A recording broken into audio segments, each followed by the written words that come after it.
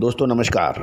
आज के इस एपिसोड में हम चर्चा करेंगे रूसी गेहूं की। गौरतलब है कि रूस के राष्ट्रपति पुतिन ने कहा है कि सीजन 2022 में रूस का गेहूं का उत्पादन 8.70 करोड़ टन के रिकॉर्ड ऊंचाई स्तर पर पहुंच सकता है। और यह भी बताया गया है कि चालू सीजन में 12 मई तक की अवधि में रूस में बासमती अनाजों की 126 लाख हेक्टेयर में बिजाई हो चुकी है, जो कि एक वर्ष पूर्व की अवधि से 115 लाख हेक्टेयर में हुई थी, जो इस बार बढ़कर 126 लाख हेक्टेयर में हुई है। इसका प्रमुख कारण यह है कि रूस के वोल्गा क्षेत्र में बुआई की गति तेज बनी हुई है। एक अधिसूत्रों की माने तो आने वाले फसलों की दृष्टि से मौसम अच्छा बना हुआ है और अधिकतर क्षेत्रों में किसानों ने ये सूचना दी है कि शरदीय गेहूं की दृष्टि से मौसम की परिस्थितियां अच्छी बन रही हैं। तो ये था रूसी गेहूं के ऊपर एक विशेष रिपोर्ट। गौरतलब है कि काला सागर बंदरगाह पर मई की आपूर्ति के लिए 12.50% प्रोटीन वाले गेहूं की कीमत $390 प्रति टन रही है, जो कि एक सप्ताह पूर्व के बनस्पत $5 ऊंची है।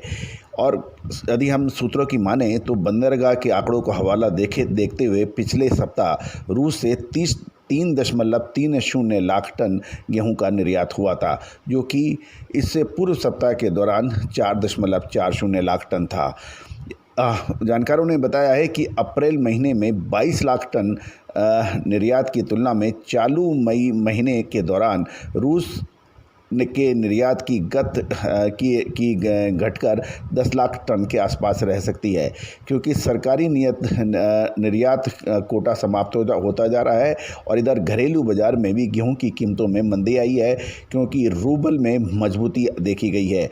क्योंकि गर्मियों में आने वाली नई फसल से पूर्व अपने स्टॉक का खाली करने के लिए किसानों ने बिकवाली बढ़ा दी है।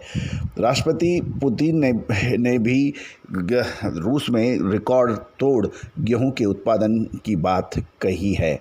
तो दोस्तों ये था रूस के बारे में एक विशेष सूचना। अब खबर निकल के आ रही है फ्रांस से ओले पड़ने से अनाज को फसलों को कुछ मिली राहत। खबर मिल रही है कि फ्रांस के अधिकतर क्षेत्रों में पिछले कुछ दिनों में बरसात से कुछ राहत मिली है, लेकिन लंबे समय तक सूखे से प्रभावित फसलों की दृष्टि में ये वर्षा पर्याप्त नहीं माना जा रहा है। यूरोप के सबसे बड़े अनाज उत्पादक देश फ्रांस में मौसम ड्राई है, यानी शुष्क बना होने के कारण एक प्रमुख अनाज निर्यातक यूक्रेन से आपूर्ति प्रभावित होने के कारण अंतर्राष्ट्रीय बाजारों में अनाज की आपूर्ति को लेकर बाजारों में चिंता फैल रही है। गौरतलब है कि लू की वजह से फसलों को हुए नुकसान के कारण भारत में भी गेहूं के प्रोडक्शन में यानी उत्पादन में कमी आई है, तथा भारत सरकार द्वारा गेहूं निर्यात पर रोक लगाने पर मजबूर होने के कारण भी कुछ अंतर्राष्ट्रीय बाज़ारों में ज़बरदस्त गेहूं की दाम उछल गए। लेकिन भारत सरकार द्वारा निर्यात में छूट देने के बाद अंतर्राष्ट्रीय बाज़ारों में गेहूं में गिरावट दर्ज भी हुई है। गौरतलब है कि फ्रांस के टेलीविज़न में बताया जा रहा है कि भयंकर सूखे ने प्रभावित फसलों को बरसात के अधिकतर पानी सोखने से रोक दिया है। और आगे ये भी बताया जा रहा है कि फ्रांस में इस बार वाटर लेवल भी काफ़ी नीचे हो गया है, इससे काफ़ी परेशानियां दर्ज हो रही है। अब खबर यूक्रेन से यदि हम समाचार देखें तो चालू मई महीने के आरंभ में बासमती और शरदीय फसलों के विकास की दृष्टि से मौसमी परिस्थितियां संतोषजनक बनी हुई है।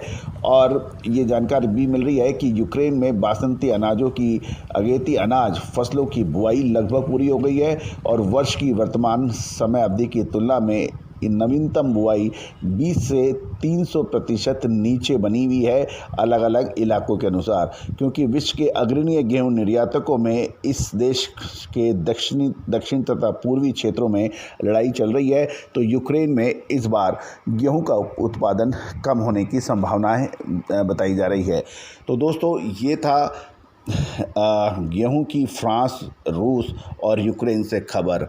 गौरतलब है कि गेहूं के अंदर कुछ कमजोरी देखी जा रही है स्थानीय मंडियों में।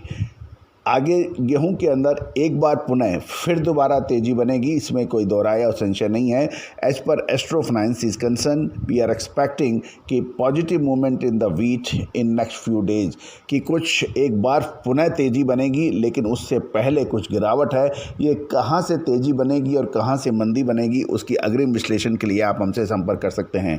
गौरतलब है कि हमने 3 महीने पहले आपको गेहूं के अंदर तेजी की अग्रिम भविष्यवाणी की थी मक्का बाजरा के साथ, जो कि सत्य साबित हुई। यद्यपि इसका श्रेय रूस और यूक्रेन की लड़ाई को हुआ और बाज़ारों में गेहूं की कमी दर्ज हुई और भारतीय निर्यातकों ने और किसानों ने जमकर पैसा कमाया इस लड़ाई के फलस्वरूप।